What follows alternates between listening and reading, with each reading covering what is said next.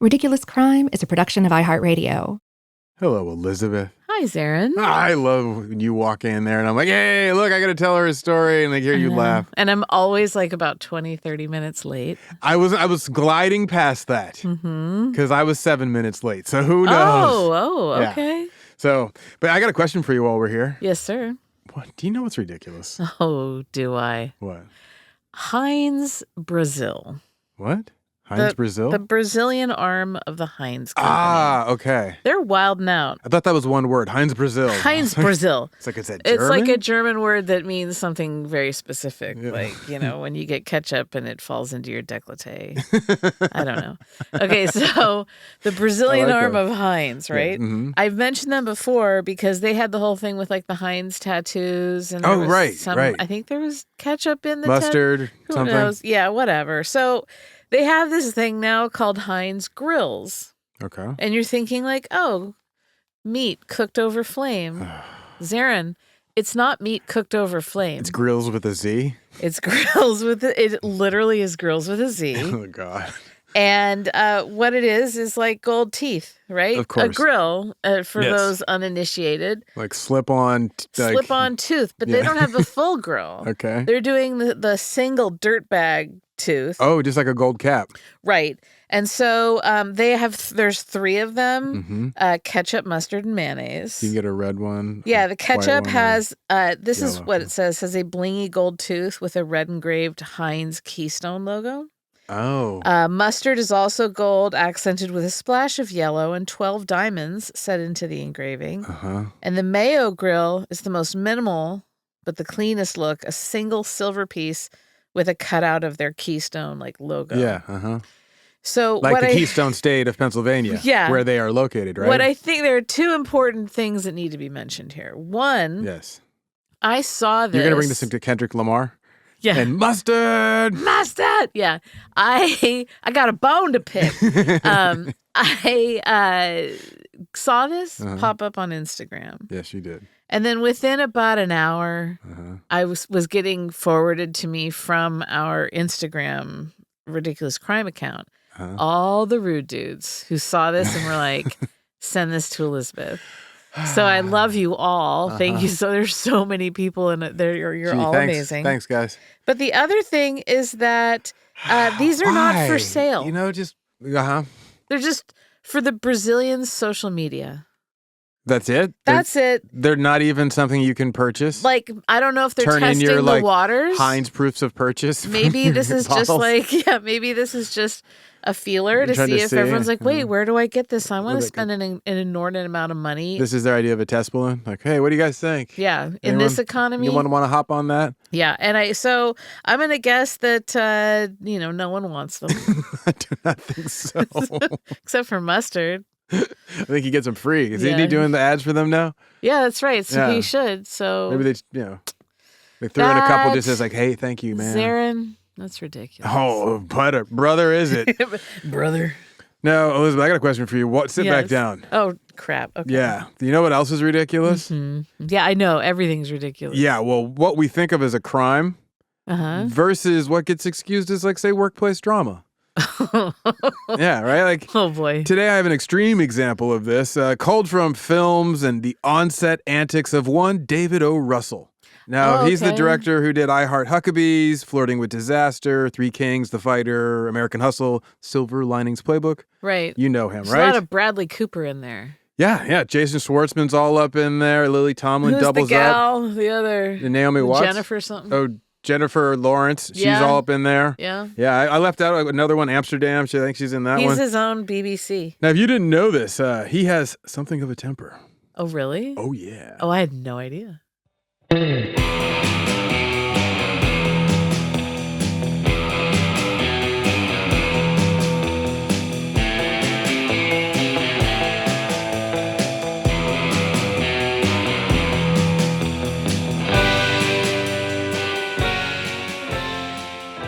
This is Ridiculous Crime, a podcast about absurd and outrageous capers, heists, and cons. It's always, 99% murder-free, and 100% ridiculous. Yeah. Elizabeth, Hollywood.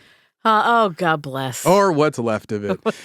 I love it. In fact, I started out wanting to be a film director. You know this. Right. I'd still like to direct a film. So, I read the trades, I follow the on-set news, and that means, of course, you hear about all the on-set drama because that's what we publish these days. Like, oh, yeah, so-and-so slapped so-and-so. Right. Oftentimes, though, on-set drama is with directors. Okay. Yeah, there was a moment there, a brief moment. It looked like Hollywood might reconsider all the bad behavior of various film producers and directors and so forth, right? Yeah. And work to reduce such abuses in the future. Instead, they invented intimacy coordinators and just kept it moving. But rather than talk about all the many abuses on set that go with the Me Too era and on and off sets in Hollywood and that motivated that, I thought we could look next door at the bad behavior of film directors who abuse their actors on set, but not that way. I mean, more like verbally abusing them, physically fighting them, and just mentally beating them cruelly. Oh. We take a look at how that behavior gets excused in the name of genius. Yeah, Because A, it could be considered a crime often, and what some of these directors do on these sets, and B, it's typically ridiculous. So it really hits right at that sweet spot for us. I love it. Elizabeth, you ever been on a film set? I've not. No. Really? I used to when You've you're been talking everywhere. about reading the trades Yeah. and when I was in high school I got Variety. Totally. And I was all about I want to make movies too. Yeah. And I minored in film Yes, in college that's right. and all, right? But then the more I learned about it, You learned about the biz. and the more I learned about me, Zaron, and the people that it attracts. I have a poet's soul. And empowers. Yeah, I mean, in college, You do have a poet's soul. I took a fiction workshop, and everyone was so mean to each other and just tearing each other down. And then I took a poetry workshop, and everyone was just in love with language. Oh, yes. And very supportive. I've never taken a poetry, even but I when it imagine. wasn't so great, people would be very supportive and help the author, the poet, get to a place where it was good writing. Very loving, supportive, and And just I was like, generally these are my total vibe shift. These are my people. And so I think you were telling me not too long ago that there are novelists who are also poets, but there are poets who are novelists. And I think I fall into You're the poet this. who is a novelist. Yeah. That's how I would describe you to people. Not very commercial. No, well, exactly. It's kind of we were having a conversation about marketability, and essentially, the novelists who are poets, they can sell, and then the poets who are novelists, it's like good luck because you're starting from poetry, and that's not something that thinks so about a market. I couldn't hang Hollywood style because that's all market. Right, and it's just, I'm too tender. Yes, on the inside. You are a sweet blossom.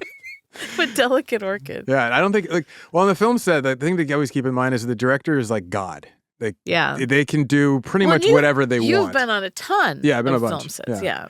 And TV sets as well, and so forth. And I've seen, in TV sets, you'll hear the voice of the director because they're in a control room looking at the screen. Oh, they're not down there with a megaphone? They'll be down there for blocking and setting up, but then once you're shooting, they're off and they're watching on the screens, and they're in front of a control.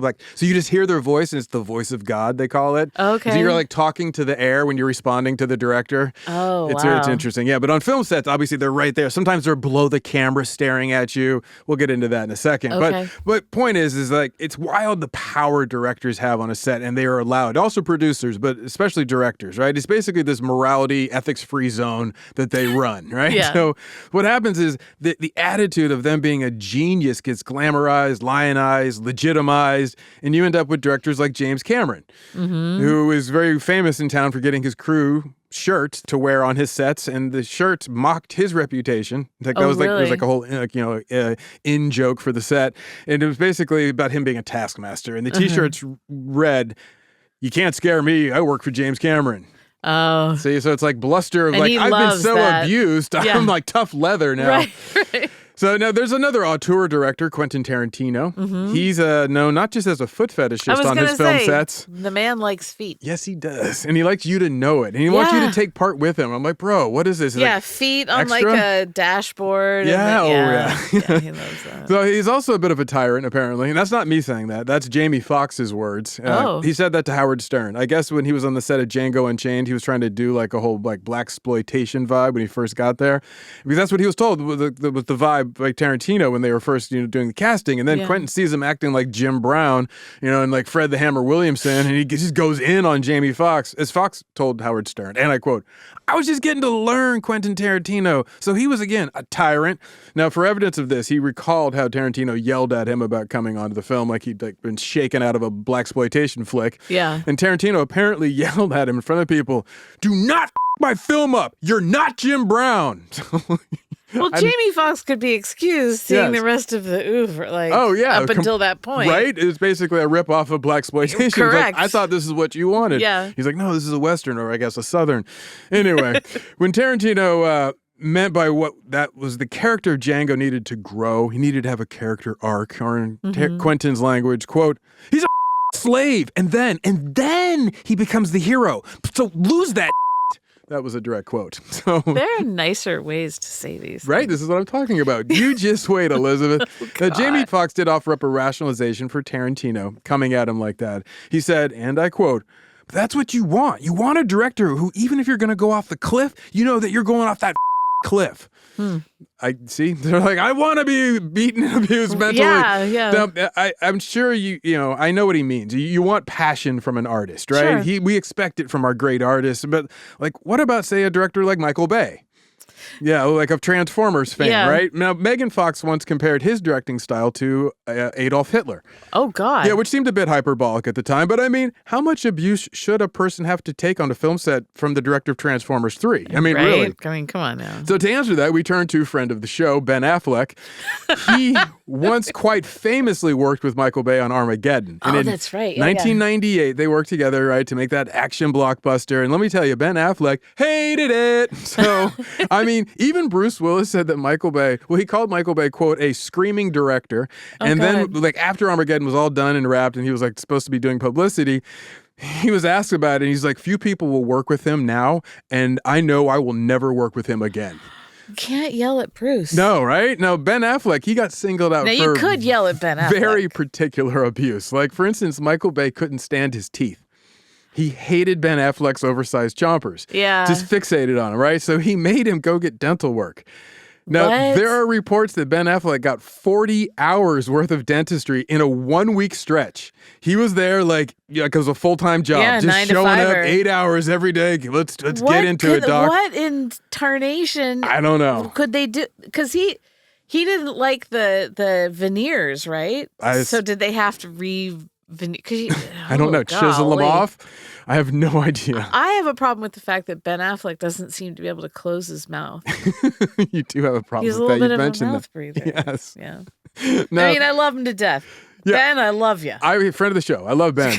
But he apparently wasn't let out of the dental chair until Michael Bay was like happy with his teeth. Which seems cruel and unusual. Yeah. Yeah, I think both the Geneva Convention and the Constitution forbid that. Could you imagine if your boss, if Admiral iHeart came up to me and was like, Elizabeth, your face is just a mess. We're strapping you. Cosmetology. Get you some dental work, and it's out of pocket for you. Because they didn't build that into the budget. Yeah, probably not. And you're going to be in pain, but it's to keep this job. But this is because I want to make my blockbuster. It's really just me. I'm bothered by them. No one else in the audience will ever notice this, but I can't have it. Yeah. Yeah. Who are you? My favorite fun fact from the film comes from the DVD commentary, which, by the way, Ben Affleck does, and it's brilliant. Like, just watch it. It's hilarious. Oh, really? And I'm not even kidding. At one point, he tells the story how he asked Michael Bay about the central plot of the film, and one might call a major plot hole. Affleck asked Michael Bay, wouldn't it be easier to train astronauts to drill rather than to train roughnecks to be astronauts? Right. And Michael Bay's response was, shut the up. Oh, God. So another film director who is also known to be a magician of cruelty, constantly pulling new rabbits of abuse out of his hat, is David Fincher. Oh, really? Oh, yeah. Do you like his 2007 film Zodiac about the Zodiac killer? That movie. Yeah, and the reporters from the San Francisco Chronicle who tried to find him. Movie. Now, guess it was no easy feat getting those performances out of Robert Downey Jr. and Jake Gyllenhaal because Fincher beat them like a rented mule, just psychologically. Really? He would sometimes demand regularly up to 70 takes just to get a take he liked. 70 takes? Yeah. Sometimes he made Jake Gyllenhaal do take after take after take until he didn't think he could humanly emote another take. And then to motivate him, Fincher would show him his last take. And since they were shooting on digital, he would just erase the take right there in front of him. No. Yes. And then he did not just that one, but like multiple takes. Like, we're getting rid of this one, just erasing his work in front of him. Imagine you come home I cannot with imagine that. a bag of groceries and you walk in the door and you take him to the kitchen. And then someone says, cut, do it again. Yeah. If you had to do that 70 times. Yeah. What could be different between 58 and 68? Oh, gosh. So things got so bad, Jake Gyllenhaal broke down in tears. And later on, Fincher admitted that he erased the takes in front of Jake as part of an art experiment just to see how many takes he had to erase before Jake would cry. What? That's, I swear to God, that's his Did he need him in that headspace for that scene? No, he just wanted to like make Jake Gyllenhaal cry. A sick puppy. And he also had Robert Downey Jr., who was no slouch as an actor. He didn't suffer through as many multiple takes apparently, but he had to rebel against the director on set because he was thought of him as a tyrant. So the guy was demanding that the cast and the crew not take breaks. He wanted them to stay in focus, and whatever. So out of spite and dramatic excess, Robert Downey Jr. started to piss in mason jars and just leave his jars around of urine all around the set. Wait, so he couldn't even go to the bathroom? No, he wouldn't let him go to his trailer. So like he's basically like the love child of Johnny Appleseed and Howard Hughes, just dropping little everywhere mason jars of urine everywhere, which is fun. Now, I don't want you to think that this is just male directors who are jerks, because women can be tyrants too, Elizabeth. Exhibit A, Barbra Streisand. Babs. Back in 1996, she was making a movie called The Mirror Has Two Faces. Oh, right. Okay. Yeah. Now, she'd already made Yentl, Prince of Tides, and she's riding this wave of critical and box office success, right? So then she makes A Mirror Has Two Faces. And it was apparently a bit of a nightmare set. Like, what kind of nightmare set? Great question, That's Elizabeth. Such a good question. For one, there was what insiders called the Wall of Crosses. Now, in one of the production offices, they'd hung up crosses for everyone who'd been fired from the set. What? There were at least 20 crucifixes hung on the wall. And there was like one for there was one cross for Dudley Moore. He was an actor who was fired from the movie for blowing his lines. There was another crucifix for Dante Spinotti. If you don't know, he's the cinematographer from like a lot of Michael Mann movies like Last of the Mohicans and Heat. Oh, great. Really talented guy. Films. Yeah, and so he wasn't fired though. He resigned after, as one insider told the New York Times, quote, taking a tremendous amount of abuse. For The Mirror Has Two Faces. For the cinematography of A Mirror. Like, we're not talking like there's explosions and extras in danger. And like, no, it's just like, I'd like the plush carpet to look more plush. Oh, God. So another production insider, speaking on condition of anonymity, like he's a DC power player, like off the record, told the New York Times, quote, Streisand loves living in chaos. Everything has to be tortured. She's frustrated about everything. It's all me, me, me. She shows up late constantly, which I think is unprofessional. She's tired. I know she's tired. Now, they sent in to combat such narrative someone else to speak to the New York Times for the same story. Because, and they're basically a spokesperson for the film. So they speak with the Times, and they did not request anonymity, obviously, because they're a spokesperson, which is great, though, because this name is incredible, especially for someone in his line of work. The Mirror Has Two Faces spokesperson's name was Ken Sunshine. Ken Sunshine? Ken Sunshine. And he told the New York Times rather confidently that Mrs. Streisand feels great about this movie. She's killing herself, but she's having a great time doing it. Which is like, Ken Sunshine has an amazing name, but he's not good at his job. But he's so full of sunshine. Right? He's a sunshine boy in the morning time. Blowing sunshine up your... Now, you never want to say your client is killing themselves and having a great time doing it. Yeah. Because whatever. Do we need to get her help? The New York Times 100% is going to run with that soundbite. Now, if you want to take the approach of a smooth industry veteran like Pierce Brosnan, who was in the film, and he also he talked to the New York Times, and he blamed sexism for any reports of bad behavior on the film set. He said, I've watched male directors spit out the dummy and throw tantrums on set, and nobody says a peep. So this is an important point. Yeah. He also had more to say. Brosnan added, and I quote, I had a great time with the woman. She gets the job done. She's precise, kind, and aware. There's only one Barbra Streisand. But Elizabeth, Pierce Brosnan still ain't done. He had even more to say. He also added that rumors of on-set antics are often sour grapes. Oh. Yeah, or as he put it, quote, usually the crap you hear comes from frightened, insecure people. As we all know, scared dogs bite. At the end of the day, if this picture makes big bucks, no one's going to give a flying whatever about how it got made. Big bucks. So there you go. He's a good dude, There's always I guess. two sides to any story, they like to say. But then again, there are sometimes... Or he wants to keep working. There you go. He's a jobber. So, I mean, if you say who has more pull at that time... Oh, yeah. Barbra Streisand. Pierce or Barbara. Oh, yeah. Pierce, was definitely running second. He knows when he comes to the bread, the side, the butter. Exactly. So there you go. That's as I say, the two sides of the story. He wanted to cover both sides. He wanted people to know that it's like, hey, it's not everything you hear is true. Right. But then again, there are some times when even by Hollywood's very lax standards, you get a film director who crosses the lines so egregiously, so often, you have to wonder, how is none of this a crime? Oh, boy. So let's take a little break. And then after these messages, we'll get into the art and crimes of David O. Russell, a tyrant among filmmakers. Yeah.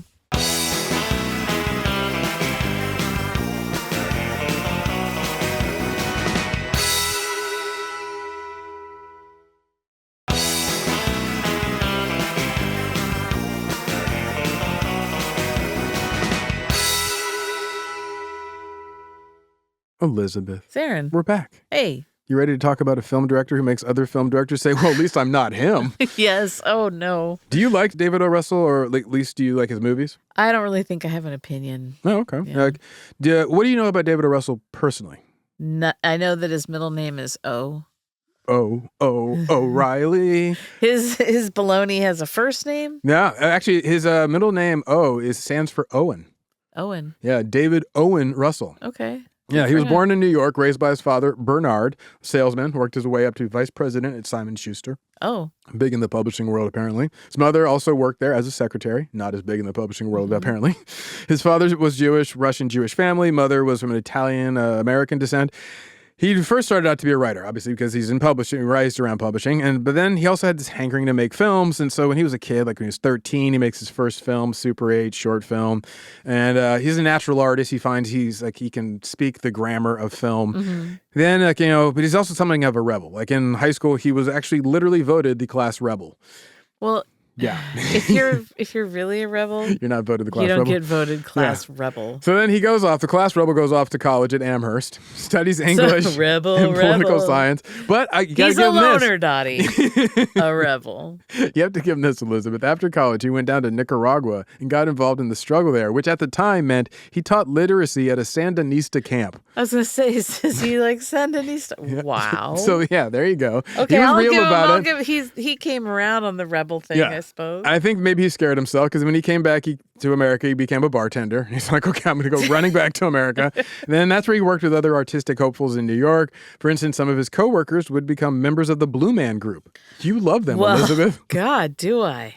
No, in the late 80s, he starts making movies, documentaries at first, and then later he works with Betty Davis and making this little short film, which is like, wow, to me. Mm-hmm. Later, indie films that were like darlings of the film festival circuit. He gets known for his film Spanking the Monkey. Mm-hmm. When he'd originally planned on making this movie about a guy who works as a fortune cookie writer. He goes to the NEA, the National Endowment of Arts. He asks them to give him a grant to make his indie film. They give him the grant, and then he makes a movie about a mother-son incestuous relationship. He'll switcheroo on that one. A little bit of a challenging film. It was a comedy, a dark comedy. But when the NEA saw it, they're like, give us back the money. They made him give him back the money, and he did. Now, despite here's the thing, though, with grant money, it's very specific what it's for. And then how you have to account for it. Like, I don't see any fortune cookies being written in this story. Yeah, exactly.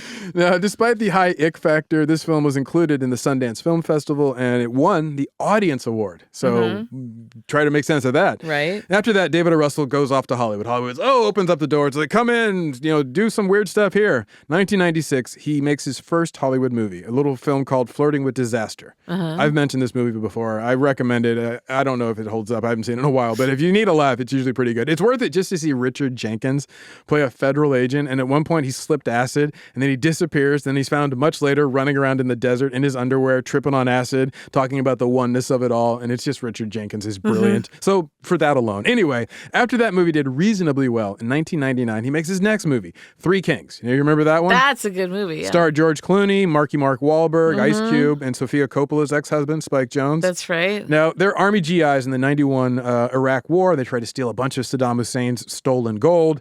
And the film has this great energy, all this experimental filmmaking. The look is crazy. He's using washed out processes. And it's also the first instance when David O. Russell fought one of the stars of his film.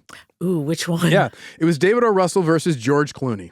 Oh, that's interesting. The fight went down in 1998. George Clooney was at the time king of TV, the star of ER. He's at this point trying to secure his place in movies, so this is like his third film. He's also, keep in mind, a former high school quarterback who was known to stand up for the little guy. Yeah. So he's both a physical specimen and then also somebody who has got a strong backbone. So man of principle in a world with questionable ethics is what I'm saying. So he's ripe to fight David O. Russell. Yeah. Now, the author, Sharon Waxman, she has a book called Rebels on the Backlot. Great book. And she records the events in her book. And in her account, she says David O. Russell got so heated, he actually headbutts George Clooney. Yeah. In response, Clooney then gets, I don't want to ruin the whole story, but the truth of the matter, what did actually happen? Well, what's not rumor? What is fact? What happened on that film set that day? Well, we do have George Clooney's version of events because he told the whole story to Playboy back in 2000. Playboy asked Clooney why he'd wanted to work with the mercurial filmmaker. And Clooney said, quote, David Russell wrote as good as a script as I've ever read. I fought to get it. He wanted a lot of other actors before me. They went to Mel and to Nick Cage. I wanted to work on this movie. David is in many ways a genius, though I learned he's not a genius when it comes to people skills. Now, the natural follow-up question is right there to be asked. And luckily, Playboy was on it, and they said, did you learn that the hard way? Yeah, right. And Clooney then goes into the whole deal of what went down on the film set. And he says, and I quote, I did. He yelled and screamed at people all day from day one, at me often, and at someone daily. He'd throw off his headset and scream, today the sound department me. For me, it came to a head a couple of times. Now, Elizabeth, if you were wondering, the natural showman, Clooney, doesn't waste this setup. He then follows up with a few examples of what it means to coming to a head with George Clooney. Yeah. Once he went after a camera car driver who I knew from high school. I had nothing to do with him getting a job, but David began yelling and screaming at him and embarrassing him in front of everybody. I told him, you can yell and scream and even fire him, but what you can't do is humiliate him in front of people. Not on my set, if I have any say about it. Like I said, the guy's got a backbone, right? Yeah. Back to Clooney. Another time, he screamed at the script supervisor and made her cry. I wrote him a letter and said, look, I don't know why you do this. You've written a brilliant script, and I think you're a good director. Let's not have a set like this. I don't like it, and I don't work well like this. I'm not one of those actors who likes things in disarray. He read the letter, and we started all over again. Wait, so he sees the fight and he goes back to his trailer and writes a strongly worded letter. Yes, totally. And then puts his little wax stamp on the back and then goes and hands it to him solemnly. George Clooney's known to write a letter. I'm going to need you. Yeah, right. He's like, David, I'm going to need you to read this. And then did he stand over him and watch while he read it? Or did he just slip it to him and walk? I have even more questions. Totally. Well, this man at this point owned a pig. That was the only person he lived with. So he was already making decisions that are anachronistic. Let's just put it that way. Yes.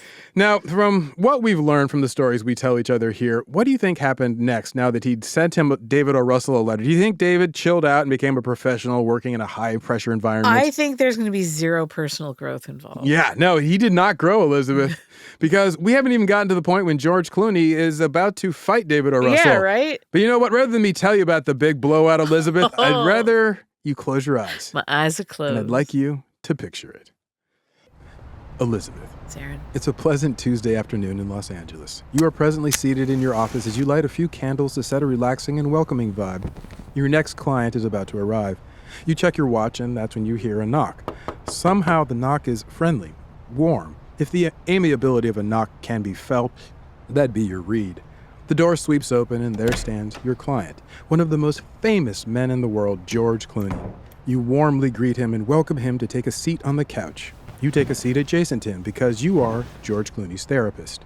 You already know what he plans to talk about. He's been leading up to it over his last few sessions, so he gets right to it. He takes a deep breath, sighs, clears his head. He's ready to get loose. You ask a few preliminary questions, and then George Clooney says, it's the fight. It all traces back to that. You ask him to go back and to relive the fight in as much sensory detail as he remembers. Clooney clears his voice, stretches his legs out on the couch, tucks an arm behind his head, and he begins. We were 3 weeks behind schedule, which put some pressure on you, and he was in bad mood. These Army kids who were working as extras were supposed to tackle us. There were 3 helicopters in the air and 300 extras on the set. George Clooney's eyes are closed. He's there. He's back in the moment, reliving it. And him being an actor, it's such a dramatic account. You feel like you can hear the choppers overhead. You scribble notes as Clooney goes on. It was a tense time and a little dangerous, too. David wanted one of the extras to grab me and throw me down. This kid was a little nervous about it, and David walked up to him and grabbed him. You imagine the director, his hands grabbing at some terrified extra. You ask, did David hit the extra? Clooney takes another deep breath, and then he's back in the desert as he recounts what happened next. He pushed him onto the ground, kicked him, and screamed, "Do you want to be in this movie? Then throw him to the ground." The second assistant director came up and said, "You don't do that, David. You want them to do something? You tell me." David grabbed his walkie-talkie and threw it on the ground. He screamed, "Shut the up, you." And the AD goes, "You, I quit." He walked off. It was a dangerous time. This is more than you expected, but you can tell there's a layer that George hasn't mentioned yet.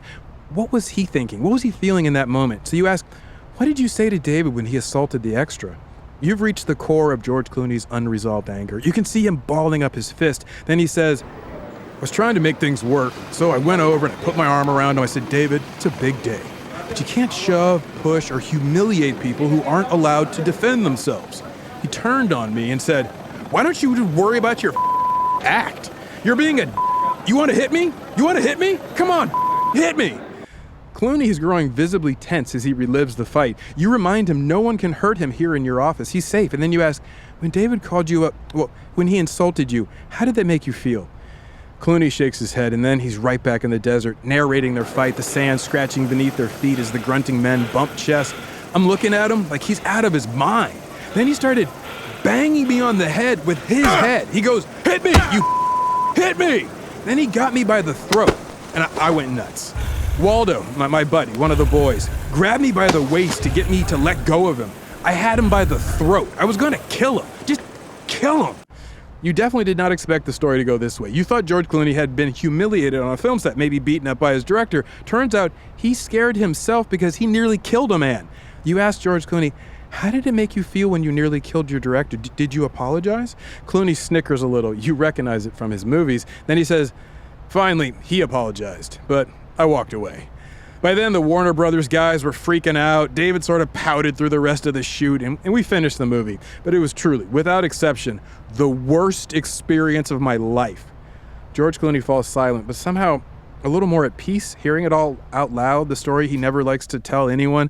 After a moment of quiet, you ask George Clooney, would you work with him again? He sits up, no longer in the desert. He looks at you, then he gives you that movie star grin and says, life's too short to work with a Oh my God. Now, Elizabeth. I think that this episode is going to have the most bleeps.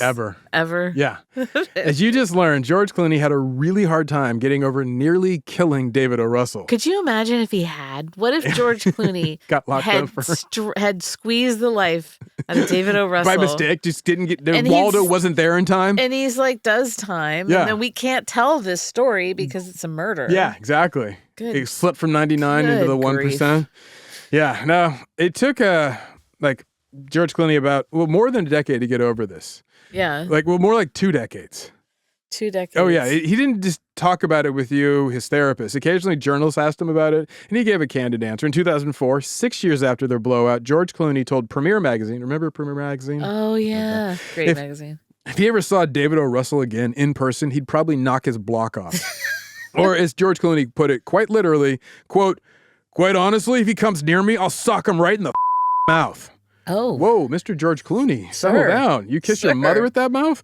Now, around that same time, David O. Russell fired back that, one, he didn't start their fight or their feud, but he also wasn't afraid to end it. Or as David O. Russell put it, I never physically attacked him. If I ran into him, I'd just say, shut the you lying ass Wow. Now, their feud bubbled a while longer. And then just last year, in 2024, remember it happened in 1998. They're still on this. So 26 years after their initial fight on that film set, George Clooney was finally ready to make peace with the murderous place that David O. Russell pushed him to that fateful day. In an interview with Variety, he used David O. Russell as a shorthand. Clooney said, quote, the older you get, time allotment is very different. 5 months out of your life is a lot. And so it's not just like, oh, I'm going to go do a really good film like Three Kings, and I'm going to have a miserable like David O. Russell making my life hell, making every person on the crew's life hell. It's not worth it. Not at this point in my life. You just have to have a good product. He's still banging away on that same drum. Still using David O. Russell as a low water mark. Right, exactly. Now, Clooney also did acknowledge that he's trying to let things go. Back in 2014, he did try to end his feud with David O. Russell, apparently. He said to the filmmaker, quote, "There came a time when I just said to him, is this thing going to go on forever? We've got to shake hands and let it go." I don't know if that happened. Doesn't sound like that happened. Because from what George Clooney told the outlet Showbiz 411, and from what else he told Showbiz411.com, Clooney added, "We put it behind us, and that's great." Now, no details. But in 2024, speaking with Variety, he still sounded bitter. So maybe expect him again next week for your weekly therapy sessions. Okay. Yeah, anyway, this brings us to our next huge David O. Russell blow-up. If you can believe it, the mad filmmaker picked a fight with a star he'd worked with before. He decided to come at Lily Tomlin. Oh, that's a bad move. Yeah, just saying these words pisses me off. Like, how dare you, sir? It's a very bad How dare you move. come after American comedy legend Lily Tomlin? Yeah, right? I will punch you in the mouth with George Clooney's fist. So let me go cool off a bit. Listen to some ads, chill my monkey mind. And then after this break, I'll tell you about David O. Russell versus Lily Tomlin. Oh, God.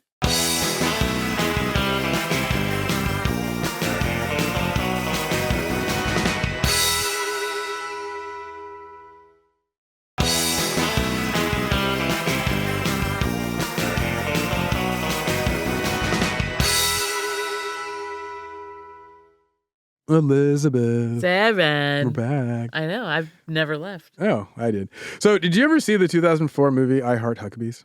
No. Oh, okay. Made me think of Mike Huckabee, so I wouldn't watch it. You refused on principle? Yeah. So Dustin Hoffman and Lily Tomlin are existential detectives. Existential I'll explain in a second. Yes, thank you. I'm gonna need Isabelle that. Huppert is their rival, a French existential detective. Okay. This is already too precious by half. Yeah. I can't. Jason Schwartzman is an environmentalist who's depressed. Oh, God. Jude Law is an executive at a major big box store kind of thing. Naomi Watts is their spokesmodel. And Mark Wahlberg is a firefighter who is traumatized by 9/11. All of them hire the existential detectives.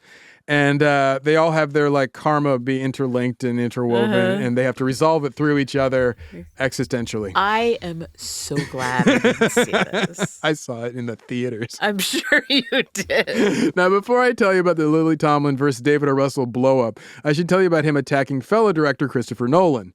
Oh. It was about the casting for iHeart Huckabees, so we should go sequentially. Yeah. So they both wanted Golden Boy of the Moment, Jude Law, for their next films, right? And so the two directors fought over the very, very pretty boy, literally fought over him. Because Christopher Nolan is about to make his movie that would make his name, Memento. He hadn't made it yet. So he's coming into Hollywood. People are excited about him. Yeah. But they're both young directors making their first films. So it's 2003. The film is in pre-production, iHeart Huckabees.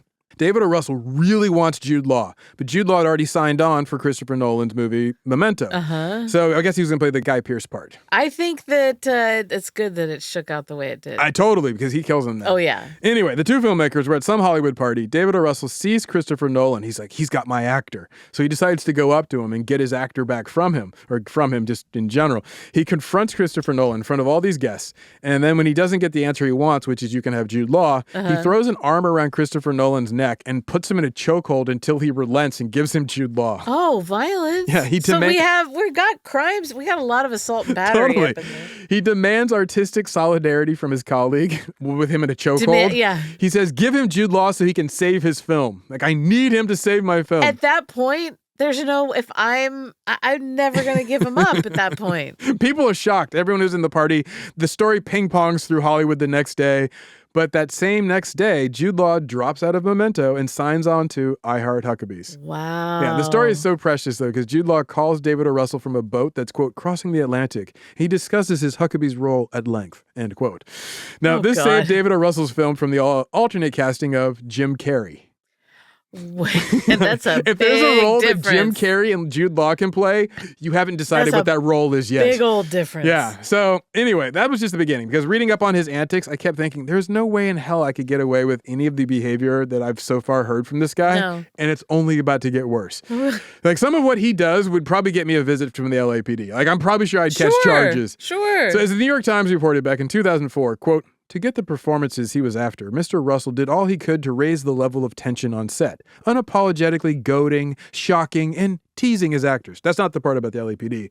I'm talking this next part. Yeah. So can we get an example of what you mean, Zaron? Great question, Elizabeth. I'm so glad Be my pleasure. I asked such pointed hard-hitting and perfect questions. Yeah, I know. You're just incredible. Zaron, I'm really good at this. On July 31st, 2003, the film was on set shooting, and during a break, while his crew worked on the next setup, the director was entertaining his cast with a, quote, graphic recounting of a baby passing through the birth canal.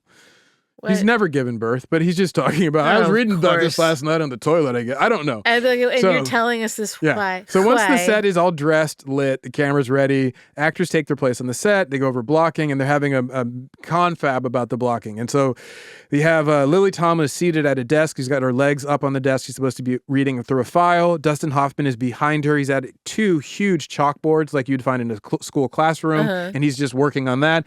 Jason Schwartzman is seated opposite the desk from her, facing Lily Tomlin and facing Dustin Hoffman. Yeah. And he's like in the client position, listening to their proposal, their pitch, what have you. Yeah. And so they're going over, how are we going to do this scene? All right.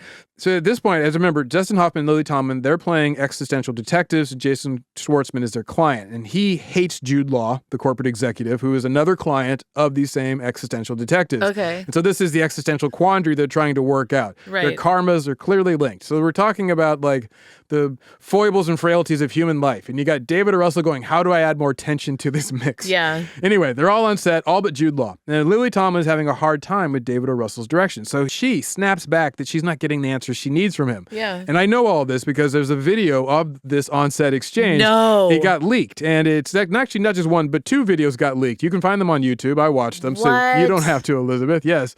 Let me lay it out like this. So Dustin Hoffman, as I said, at the chalkboard, Jason Schwartzman, he now starts standing. He's opposite the desk, so he's milling about in front of the camera. Lily Tomlin is still seated. David O. Russell is just seated below the camera, out of view, but he's on the set, so you can hear his voice. Okay. So they're responding to him. Lily Tomlin has an issue with the blocking and some stage business about the file, whatever. And so to give you an accurate rendition, I created a transcript of his rant. Thank you. His opening statement is, you. I'm just trying to help you. Do you understand me? I'm being a collaborator. I'm just trying to help you figure out the picture, okay?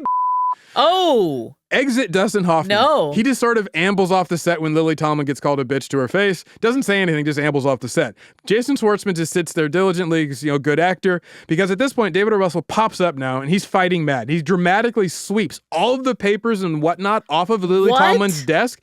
And there's someone, like a staffer, who's seated by the wall of the set, and they get hit. I think it's a gaffer, because they have all this gaffer tape hanging off their belt. Yeah. So they get hit by everything that's being swept off. It's mostly papers, but there's a couple hard objects in there. They don't scream or yell or anything, but it's like they get hit by a bunch of stuff. Right.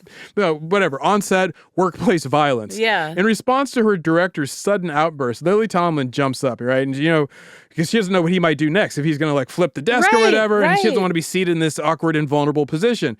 And he is far from done. So David O. Russell then says to Lily Tomlin, I'm not here to be yelled at. I worked on this thing for 3 years, not to have some yell at me in front of the crew when I'm trying to help you figure it out yourself. Are you the director? Real? I swear to God. Lily Tomlin then says rather calmly, well, I have to do that. What? Like basically figure it out herself. You don't have a conversation with that. You either walk or you give him the business end of a Louisville Slugger. Oh. There's no in between. David O. Russell jumps immediately on her words and says, yeah, yourself. To which Lily Tomlin now replies, good. Why don't you just your whole movie? Now, David O. Russell interjects, I wrote this for you. And Lily Tomlin again calmly responds, why don't you your whole movie? Because that's what you're doing. And David O. Russell takes issue with her assessment of how he's ruining his movie. So he fires back, why don't you shut up before you're doing a one-woman show again? At this point, he storms off the set, but he can be heard yelling in the background, why don't you act like a grown-up? Oh, the irony is galling. It's rich. So then through the magic of movies, he reappears on the set because he walks through a set door and continues to shout at Lily Tomlin. He just keeps it up. Yeah, he's now like he's on stage, right? And he's yelling, you're a grown-up. Act like a grown-up. You're not a baby. You're a grown-up. I'm here to help you. That's all I was doing. I was trying to help you. Like, is he talking to himself? It seems like he should be talking to himself. Yeah. At that point, they speak over each other and it becomes unintelligible until Lily Tomlin finally says in a pause, because you're yelling, which really sets off David O. Russell, and he yells back, do you want yelling? Do you want that? At this point, Jason Schwartzman, who's now on the line of fire because the director's just flailing his arms, he pops up. He also leaves the set. So now it's just him and Lily Tomlin, David O. Russell and Lily Tomlin on the set. David O. Russell's not done yelling. He shouts, did I yell at you before right now? No, I never yelled at you. And she's like, the irony is lost on him entirely, right? But not Lily Tomlin. She starts laughing in his face. And then at this point, he flees the set. He knocks over a standing lamp like a 2-year-old throwing a tantrum. Yeah. Just throws it to the ground like a thin the lamp and walks off the set. Watching it all go down, I was like, you can do that? I don't think I would ever work anywhere ever again if I did even like a third, a sixth, an eighth, a tenth, 100th. No. David O. Russell, he hits a crew member with the stuff. He scares Dustin Hoffman off he broke props. I mean, if I was working in a restaurant and I did I broke a mop, right? There's high odds. Like if I started yelling at my boss and telling everybody to like F off, I would probably spend the night in jail. Like if my boss wanted to press charges, but you act like this on a film set in Hollywood, everyone's like, you have to understand, he's a genius. Like I can't tell my restaurant boss, like, hey, you have to understand, I mistreat everyone here because I'm a genius. It just doesn't play the same. I feel like I'm surprised that Lily Tomlin, for having such a long career. Almost all of them take the tone, though.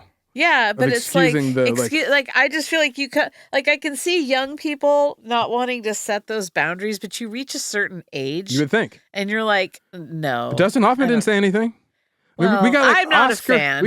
We got Oscar winners. Oh yeah, he's not going to defend a woman based on his history. No. But I'm saying we have people who have secure positions in the industry who are not choosing not to say anything. Yeah, it's disgusting. Well, it's I'm telling you, poet's soul. I can't do it. Also, Elizabeth, I think what we're skipping past, or I'm not really pointing out it well, is this is the power of cinema. or really, it's the power of a camera. Because it's like they say, if you don't want to get busted for prostitution, just make sure there's a camera in the room. Boom, now it's a porn set. Totally legal, totally cool. Oh, God. So back to David O. Russell versus Lily Tomlin. If you asked either of the participants about their kerfuffle, they both dismiss it, which is basically what we've just been talking about. They act like it was nothing, business as usual. Like, this is just how it works in Hollywood. Yeah. David O. Russell said, sure, I wish I hadn't done that, but Lily and I are fine. Now, Lily Tomlin said practically the same thing. She said, it's not a practice on his part or my part. I'd rather have someone human and available and raw and open. Don't give me someone cold or cut off or someone who considers themselves dignified. To further clarify I'll take this, dignified. I demand dignified. Any day. So to further clarify that Lily Tomlin spoke more to her on-set blow-up with David O. Russell, she further excused his semi-criminal tendencies. As she put in a 2011 interview with the outlet Movie Line, quote, David is a very mercurial person, and that's part of why he's so brilliant. He almost reflects the movie. I did 2 movies with him, and iHeart Huckabees was so crazy, so all over the place. I think he kind of embodies intuitively whatever he's trying to make happen. It was just crazy, crazy stuff. We were always doing something, and then we'd get manic and crazy, and I just flipped out on him, and then he flipped out on me, and stuff goes on. But it's nothing. It's like family. If you have a big fight in your family, usually it's treated that way on the set. We don't want to misbehave, believe me. It's embarrassing. It's humiliating, because you just lose it. You act like a crazy person. But I adore David. I adore him as a talent. A lot of my friends said, well, you won't work with him again. I said, of course I would. I adore him. I love him. He's brilliant. That's it, Elizabeth. No. Now, I'm going to come in here and tell you where to stick it and throw a laptop at producer D, and you guys will have to understand this is just my passion, my genius, and you can't press charges. You would just you'd look out the window, see the Subaru driving away. So what's a ridiculous takeaway here, Elizabeth? Oh, my God. I'm still processing that whole rant. Mm-hmm, right? My God. I think, there's a show out called The Studio. Oh, yes, with Seth Rogen. Big fan. Really, really good. Yeah, go check it. It's hilarious. It's a TV great Plus. view of Hollywood, too. That's what I'm saying. Like, it's very phenomenal accurate. because it's just the look of it and the way it's shot and the color palette and whatever. But and the way they've created these characters and get you in these emotional swings and the tension. But one of the kind of recurring themes is how fake everyone is in Hollywood. And so everyone's working an angle. Self-serving. And so they'll take this kind of garbage behavior because they're willing to do that in order to get this paycheck or in order to maneuver to get into a different film or just to be in a certain circle. Mm-hmm. And that is really hard for me to get my head around. Because like I said, you come to a certain age in your life where you're just like, no, I put up boundaries. No, it's not worth it. No. Like in the grand scheme. And it's everywhere. It's the agents, the producers, the directors, the stars. Yeah. I mean, it's not just like, just the stars. And it's everywhere. Anyone who has power, they start to excuse this behavior. Right. Like, Zaron, what's your ridiculous? Whoa, I didn't prepare that. Well, okay, I'll say this. Honestly, all jokes aside, Elizabeth, it's wild like doing this show and talking about ridiculous criminals all the time. And then you read the news and you read stories sometimes and it's like, wait. How is this not a crime? Yeah. Right? And then how is this okay? Which just goes to show you that the law is more like guidelines than hard and fast rules. And it doesn't apply to everybody. Right? I mean, you go and try to choke George Clooney and you see what happens to you. Is that a dare? That's all I got for you this time. All right, Elizabeth, you in the mood for a talkback? Oh, yes, please. Producer D, can you favor us with one? Talkbacks. Oh my God, did he just say that? OMG. Hi Zaron and Elizabeth. Meg from Perth, still doing her masters. I'm putting my desk together in my new office that my partner and I have been spending a week putting together, and anytime I'm doing anything to do with uni, I think of you lovely people, Zaron, Elizabeth, Dave, the rude dude. So shout out to my man Blake, and I love having you here with me for these 2 years that are tough but awesome. Take it sleazy. We're so glad we can be there for you. I love Meg's updates on the master's program. Good luck. We got your back on this. Oh, yeah, of course. But that's awesome. Yeah. I love that. And I love a good office. Yeah, you do. I do. Well, as always, you can find us online, Ridiculous Crime, on Bluesky and Instagram and Fanger. Yum yums. And we also have our website, ridiculouscrime.com. I think we were just nominated for a Hugo Award, so very excited about that, a sci-fi award. That's big time for me. Also, we love your talkbacks, so please go to the iHeart app, download it, leave a talkback, and maybe you'll hear your voice, and you can say something cool, and we'll be like, yeah, look at you rock. Ow. So also you can email us if you like at ridiculouscrime@gmail.com. And we have our new YouTube channel, so go check that out. It's Ridiculous Crime Pod at YouTube. Yep. Tell your friends, tell your family, tell your enemies. Maybe they need a laugh. And there you go. That's all I got for you. So thanks for listening. We will catch you next crime.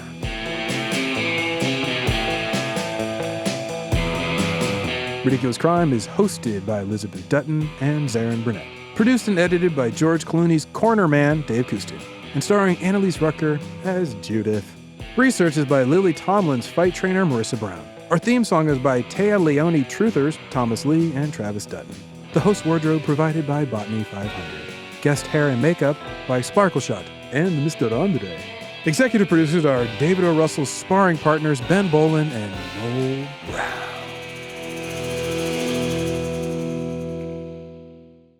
Ridiculous crime. Say it one more time. Ridiculous crime.